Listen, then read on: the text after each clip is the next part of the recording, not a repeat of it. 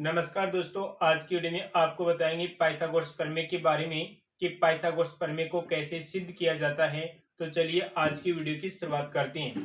तो आज की प्रमेय होगी, एक समकोण त्रिभुज में कर्ण का वर्ग शेष दो भुजाओं के वर्गों के योग के बराबर होता है। ये बात आपको क्या करनी है, सिद्ध करनी है। सिद्ध आपको क्या करना है, सिद्ध करना है कि जो कर्ण का वर्ग होगा वो किसके बराबर होगा, दो अन्य भुजाएं, एक तो होगा आधार का वर्ग और दूसरा होगा लंब का वर्ग। ये बात आपको क्या करनी है, सिद्ध करनी है। तो चलिए हम एक त्रिभुज बनाते हैं। जो समकोण त्रिभुज होगा, ये हो गया एक समकोण त्रिभुज ए बी और सी। बी कोण को हम क्या मान लें, 90 डिग्री का कोण मान लेंगे। तो यहाँ पर कर्ण कौन सी भुजा है, कर्ण एसी कर्ण है। तो आप कह सकते हैं कि एसी का वर्ग बराबर आधार आपके पास क्या है, बीसी का वर्ग है, और लंब आपके पास क्या है, ए बी का वर्ग। ये आपको क्या दिखाना है, उत्तर में लाना है। यानी उत्तर में क्या आना चाहिए, जो कर्ण का वर्ग है उसके बराबर में क्या आना चाहिए, आधार और लंब दोनों का जो वर्ग है उसका क्या होना चाहिए, योग होना चाहिए। तो उसके बराबर हो जाएगा। तो सबसे पहले आपको 20 जो बी बिंदु है उसी एक आपको इस यहाँ पर एसी भुजा पर लंब डालना है, जिसको आप क्या नाम दें, डी नाम देंगे। तो इसमें सबसे पहले आपको देखिए, आपके पास यहाँ पर तो ए बी सी एक त्रिभुज है, फिर उसके बाद है आपने लंब डाला तो यहाँ पर भी एक 90 डिग्री का कोण बनेगा, और यहाँ पर भी आपके पास है 90 डिग्री का कोण बनेगा। इस त्रिभुज को एक नंबर त्रिभुज कहेंगे और इसको आप 2 नंबर त्रिभुज कह सकते हैं।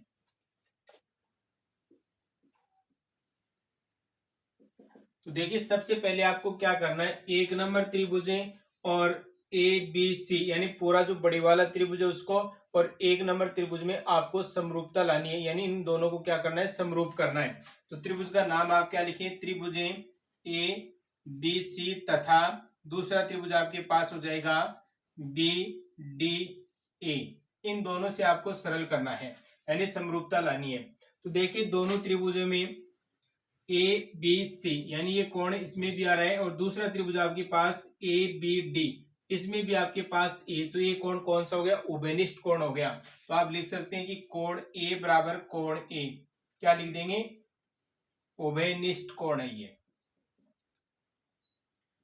एक कोण बराबर हो गया। दूसरा देखिए, जो बड़े वाला है ए बी सी में यहाँ पर बी कोण क्या होगा, 90 डिग्री का होगा, और इसमें ए डी बी वाले में क्या हो जाएगा, ये कोण 90 डिग्री का हो जाएगा। तो आप कह सकते हैं कि कोण बी है, कोण बी है वो कोण किसके बराबर है, कोण डी के बराबर है, और कारण क्या है, 90 डिग्री के दोनों कोण हैं।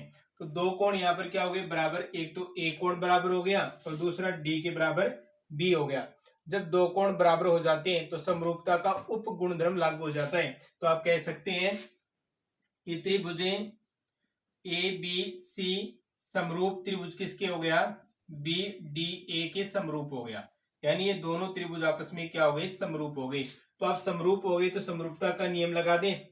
तो समरूपता का नियम लगाएं तो ध्यान से देखिए, आपके पास एक तो ये त्रिभुज है जिसका नाम है ए बी सी, और एक नंबर त्रिभुज को मैं यहां पर बना रहा हूं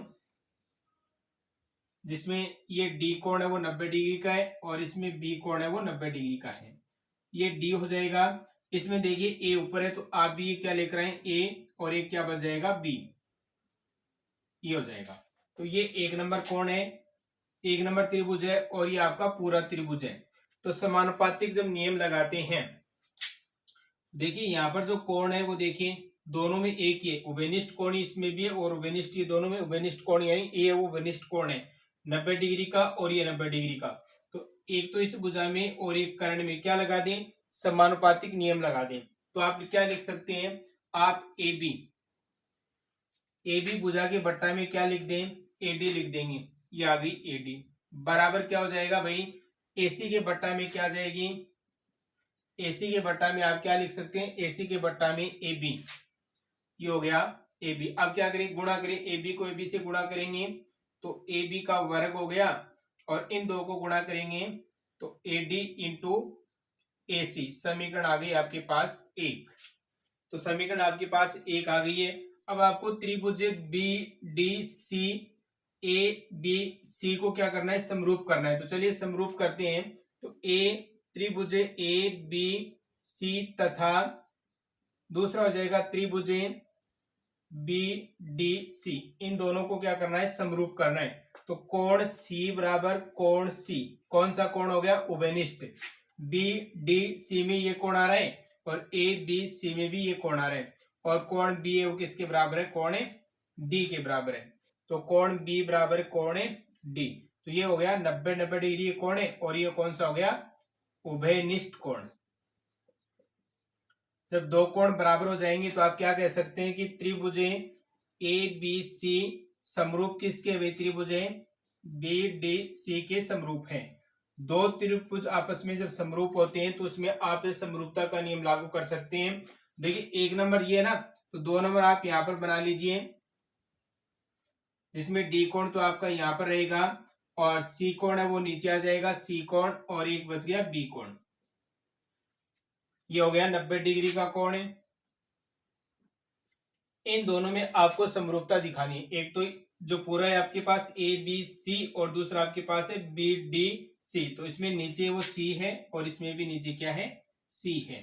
तो एक भुजा तो आपको आधार लेनी है और दूसरी भुजा आपको क्या लेनी है, कर्ण लेनी है।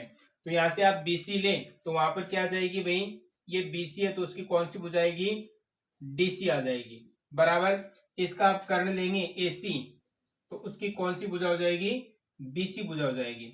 अब गुणा कर दीजिए, बीसी को बीसी से गुणा करें, बीसी का वर्ग बराबर डीसी को एसी से गुणा कर दो, तो ये हो जाएगा डीसी इंटू एसी। समीकरण नंबर 2। समीकरण 1 और 2 का क्या करें भाई, जोड़ कर दिए। समीकरण 1 और समीकरण 2 का क्या करेंगे, जोड़ करने पर। तो यहां पर कर देंगे, चलो समीकरण 1 और 2 को जोड़ने पर। तो देखिए समीकरण 1 और 2 को जोड़े तो ए बी और बी सी, इन दोनों का जोड़ कर देंगे तो ये तो जाएगा ए बी का वर्ग प्लस बी सी का वर्ग, बराबर यहां पर क्या बचा, A D into A C, A D into A C plus यहां पर क्या है, DC into A C, DC into A C. तो यहां से तो ये हो जाएगा ए बी का वर्ग plus B C square plus बराबर, यहां से देखिए एडी, इसमें ये डी है और इसमें डीसी है, लेकिन एसी दोनों में, एसी को क्या कर ले, कॉमन ले लें। तो एसी कॉमन लेंगे तो क्या बच गया, यहाँ पर तो एडी बच गया और यहाँ पर क्या बच जाएगा, डीसी बच जाएगा, और ये इधर हो जाएगा बराबर में आप एसी लिख सकते हैं। अब देखिए एडी और डीसी को जोड़े, एडी और डीसी को जोड़ दिया आप, इनको जोड़ेंगे दोनों को, इस भाग को और इस भाग को, तो भुजा क्या बनी, एसी। तो इन दोनों का योग क्या आ गया, एसी आ गया। एसी को एसी से गुणा करें तो क्या आ जाएगा, एसी का वर्ग, बराबर किसके भाई, इसके। तो आप लिख सकते हैं कि एसी का वर्ग वो किसके बराबर हो गया, ए बी का वर्ग प्लस बीसी का वर्ग। ये देखिए आंसर है। ये हमें क्या करना है, ज्ञात करना है कि एसी का जो वर्ग है वो बीसी के square plus A B square के क्या होना चाहिए, बराबर होना चाहिए। तो देखिए एक समकोण त्रिभुज में कर्ण का वर्ग, तो ये क्या हो गया, कर्ण का वर्ग हो गया।